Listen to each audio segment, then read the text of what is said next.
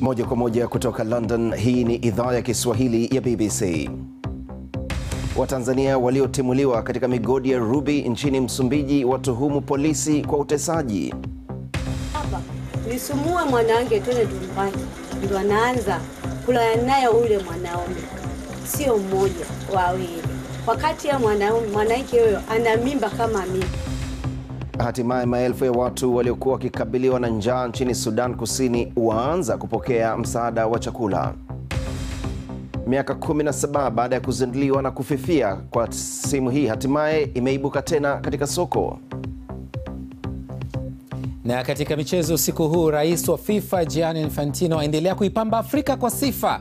Infantino amesisitiza kuwa atafanya kila awezalo kuimarisha uwekezaji wa soka barani Afrika kwa kiasi cha mamilioni ya dola kila mwaka.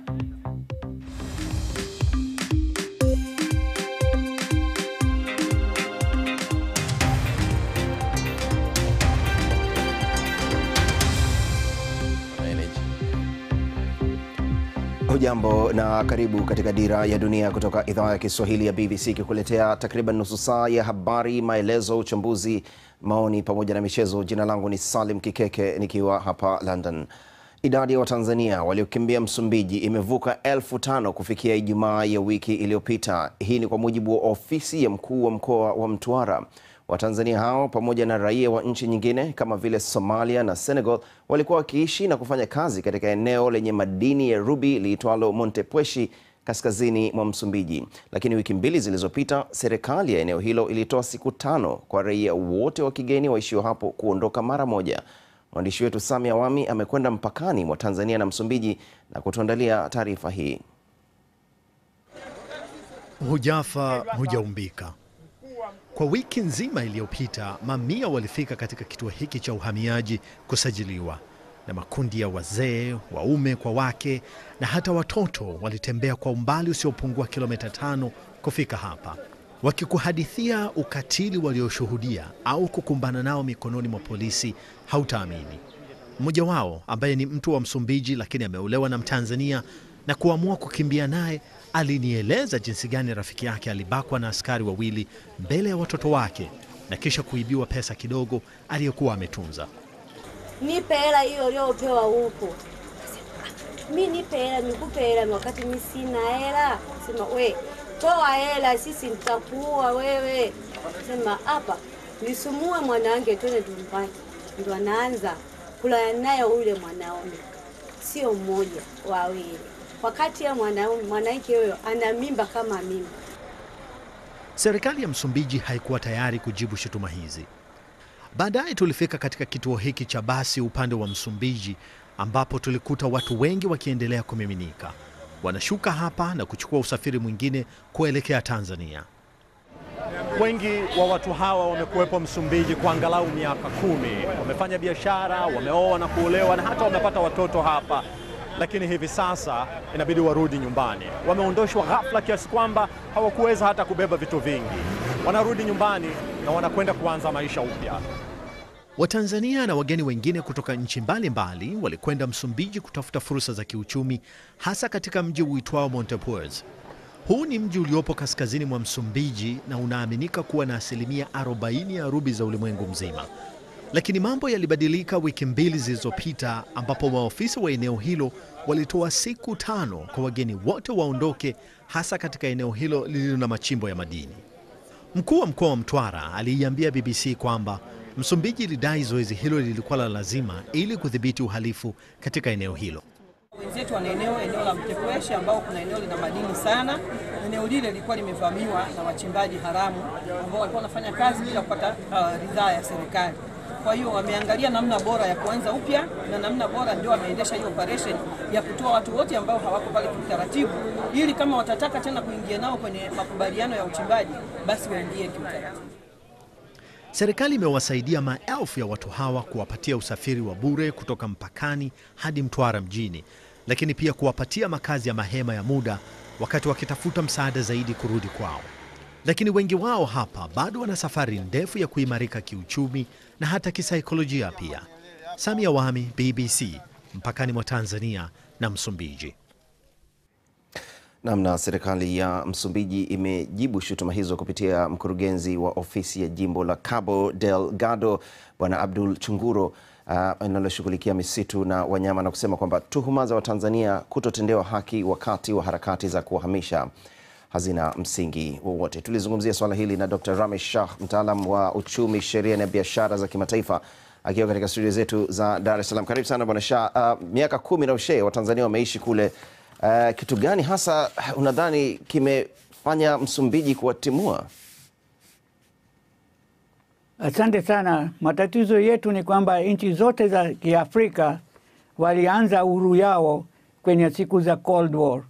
Pamoja na Cold War alikuwa tribalism na nationalism. Sasa hizi neno au hizi matatizo inatumika paka leo. Sasa kwa watu wa Afrika paka sio muhimu. Muhimu ni tribal yetu na kuenda kwenye nchi zote za Afrika.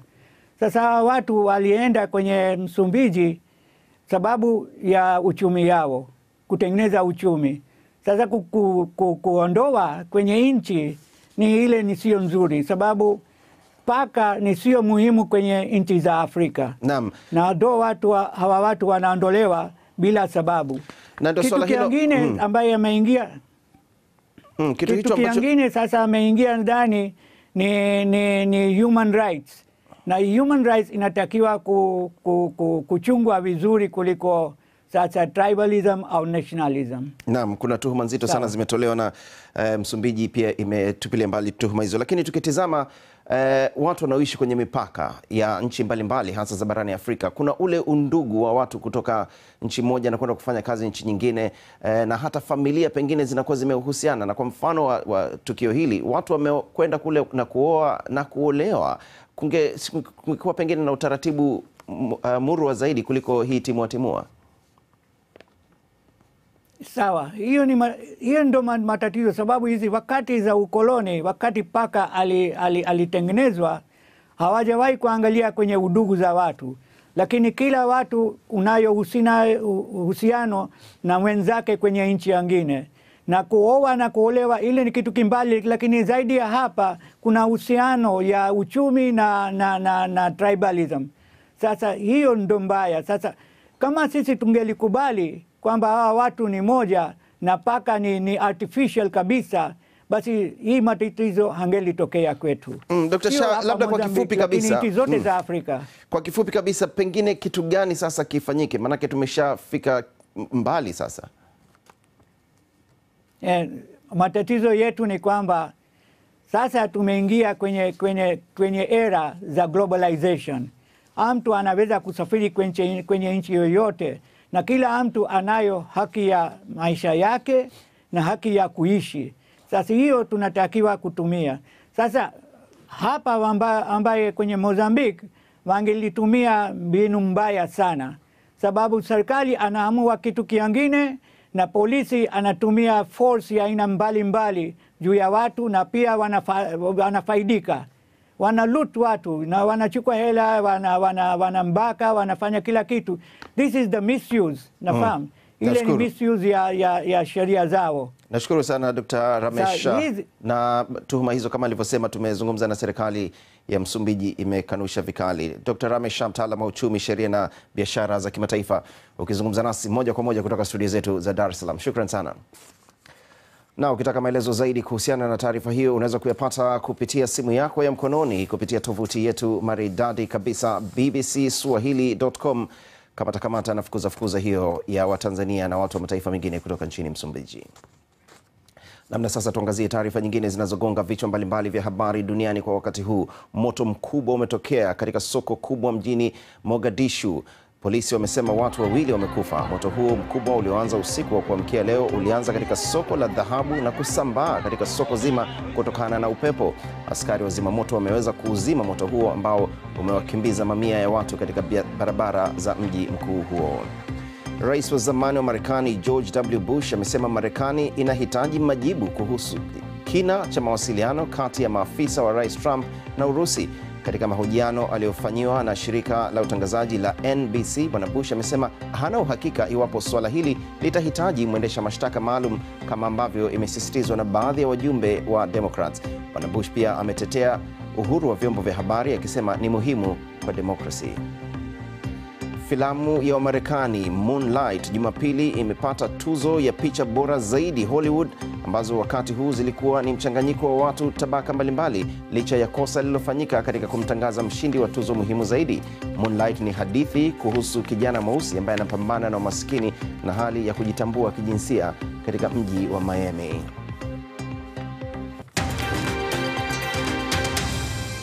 Na maelfu ya watu nchini Sudan Kusini ambao wanakabiliwa na njaa wameanza kupokea chakula cha msaada. Idadi kubwa ya walioathirika ni wale ambao wamekuwa wakikimbia vita vya wenyewe kwa wenyewe vinavyoendelea nchini humo kutafuta hifadhi katika maeneo ya mto Nile. BBC imekuwa ikizungumza na baadhi katika mji wa Ler, eneo la Unity. Alex Muridhi anatuarifu zaidi.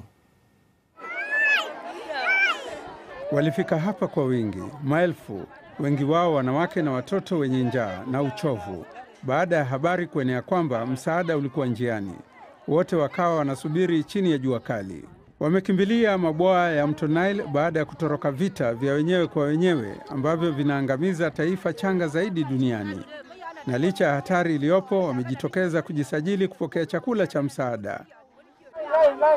Kila kadi inawawezesha kupata chakula cha kutosha mwezi mzima, chakula ambacho kitaangushwa kutoka angani katika muda wa siku kadhaa zijazo. Kila mmoja wao anaelezea hadithi sawia ya njaa kwenye visiwa ambapo wanaishi kwa kula asali na maua ya majini. Yeye naye anaelezea jinsi vita vimewaathiri haswa mabibi ambao hawawezi kimbilia mtoni haraka wakati vita vinawafikia. Mali yao yote imeibiwa ikiwemo mifugo, anasema. Na haya ndio mabaki ya kliniki ya Médecins Sans Frontieres iliyoharibiwa wakati wanajeshi wa serikali walichukua mji huu kwa muda mwezi Novemba. Na hili ndio soko ambalo kwa sasa liko chini ya mamlaka ya waasi. Lia ndipo eneo alipozaliwa kiongozi wa waasi, na ndio sababu wengi wanashuku limeshambuliwa kiasi hiki. Wanajeshi wa serikali wanaua na kuwateka nyara watu, anasema. Wanavamia na kuiba mifugo na kisha kuchoma nyumba na kanisa. Umoja wa Mataifa unahitaji pande zote mbili kukubali kusitisha mapigano kabla ya kuanza kuleta msaada katika maeneo ambayo vita bado vinaendelea, na changamoto hii imezidisha njaa. Bila usalama na bila hakikisho la usalama kwa watu wenye mahitaji na pia wafanyakazi wa mashirika yanayotoa msaada, kutakuwa na janga hapo baadaye. Licha ya njaa iliyopo hapa, wanaweza kukabiliana na utapiamlo. Mtihani hata hivyo ni maeneo ambapo hawawezi kufika.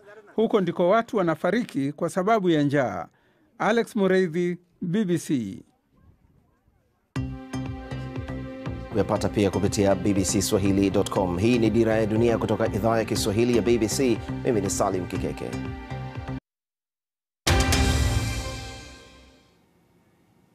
Karibu tena katika Dira ya Dunia kutoka idhaa ya Kiswahili ya BBC. Uko nami Salim Kikeke. Habari kuu siku huu. Idadi ya Watanzania waliokimbia Msumbiji imevuka 5,000 kufikia Ijumaa iliyopita. Watanzania hao ni pamoja na raia wengine waliokuwa wakiishi na kufanya kazi katika eneo lenye madini ya rubi kaskazini mwa Msumbiji. Haya yanajiri baada ya serikali ya eneo hilo kuwataka kuondoka mara moja.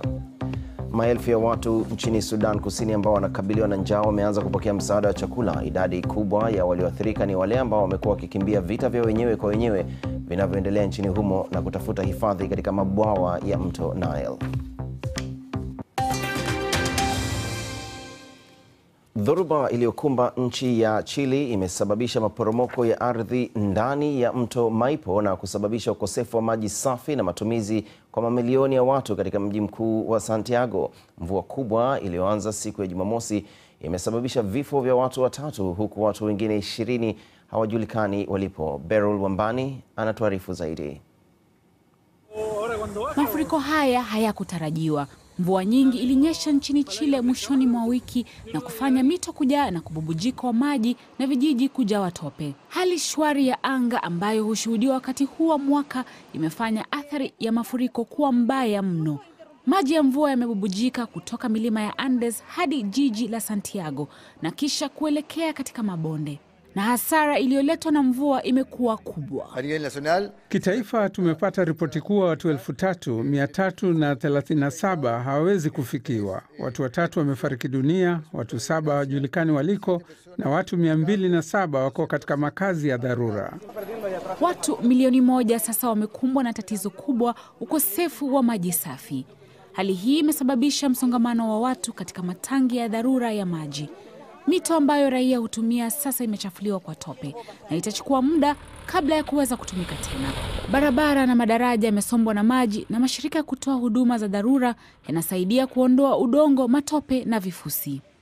Upande mmoja wa nyumba hii ilibomolewa na maporomoko na tope limejaa kote nyumbani humu, na wamiliki wa nyumba watakuwa na wakati mgumu kusafisha nyumba, huku mali yao ikiwa imeharibiwa. Haya ni mafuriko ya pili ya aina hii kutokea katika bonde la San Jose de Maipo chini ya mwaka mmoja. Huku usambazaji wa maji safi ikiwa imesitishwa, shule na biashara zitasalia kufungwa na itachukua muda kabla ya hali ya kawaida kurejea jijini. Beryl Lombani, BBC. Na simu ya mkononi Nokia namba 3310 au 3310 imetengenezwa upya baada ya miaka 17 tangu ilipotengenezwa mwanzo kabisa. Zaidi ya simu milioni 126 zilikushatengenezwa kabla ya muda wake kumalizika mwaka 2005. Simu hii mpya itauzwa kwa leseni ya kampuni ya HMD Global. Chama Omar Matata anatuarifu zaidi. Barcelona na wahusika katika kiwanda cha simu za mkononi wanakusanyika kwa mkutano wao wa kila mwaka. Nokia, jina ambalo lilisifika ulimwenguni, ina nia ya kurudi tena. Kwa kampuni hiyo ya Finland ambayo ilijisajilisha jina hilo, inataka kurudi kwa kishindo ikiwa na simu mpya za smartphone, lakini hasa ikiwa na simu iliyouzwa mara mwisho mwaka 2005. Huwezi kufanya mengi na simu hii ila kupiga simu na kucheza mchezo unaofahamika kama nyoka. Nokia inadai kwamba simu hiyo ya Android tayari ina mauzo mazuri nchini Uchina, lakini ushindani katika soko ambalo simu zote zinafanana itakuwa vigumu. Kwa hivyo ni vyema kutizama siku za nyuma na zijazo. Tulikuwa tukiwasikiliza wateja. Tuliwauliza ni kifaa gani ambacho wamewahi kukifurahia zaidi kutoka Nokia. Mbona tusifanye utani kwa kutengenezea wateja wetu kifaa hiki? Kwa kuanzia kifaa hiki, wengi watakuwa na kumbukumbu nzuri za zamani. Kwa wengi ilikuwa ni simu yao ya mwanzo. Itawavutia na watu watajua Nokia imerudi.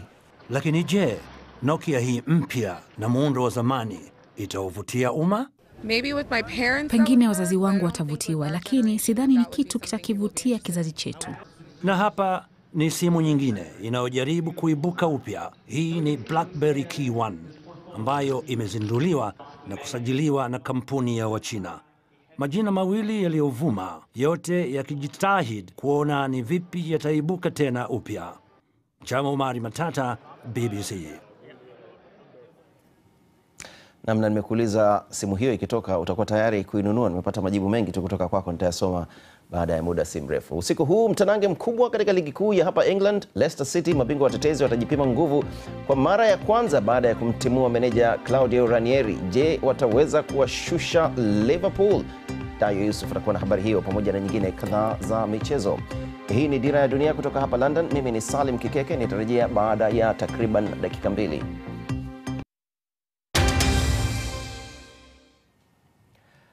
Karibu tena katika Dira ya Dunia. Tuende kwake sasa Dayo Yusuf kwa habari za michezo. Dayo, karibu sana.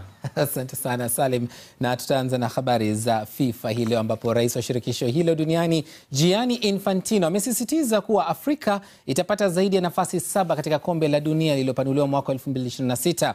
Aliyasema haya nchini Ghana akiwa anaendelea na ziara yake ya Afrika. Infantino amesema pia kuwa shirikisho lake limeongeza uwekezaji katika soka ya Afrika kwa kusudi la kukuza taaluma hiyo barani. Kabla ya Ghana, Infantino alipitia mwishoni mwa wiki Uganda na Rwanda, ambapo alikutana na viongozi wa mashirika ya soka huko na kupata fursa kujionea mechi ya vijana nchini Uganda. alipuuzilia mbali madai kuwa ziara yake hiyo inatafuta kushawishi kuondolewa kwa Issa Hayatou kama rais wa shirikisho la soka barani Afrika CAF. Kufikia mwaka uliopita, FIFA ilikuwa inawekeza katika soka barani Afrika dola milioni 27. Baada ya kuchaguliwa kwangu, FIFA inawekeza sasa barani Afrika dola milioni 94 kila mwaka, na inatoka katika mfuko ule ule. Kwa hiyo ina maana tulihamisha kuwekeza pesa sehemu zinazostahili kuwekezwa, ambayo muhimu zaidi ni katika ukuzaji wa soka. Na kwangu Afrika ni muhimu zaidi kwa sababu kuna mapenzi ya juu sana katika soka. Wanafuatilia soka sana.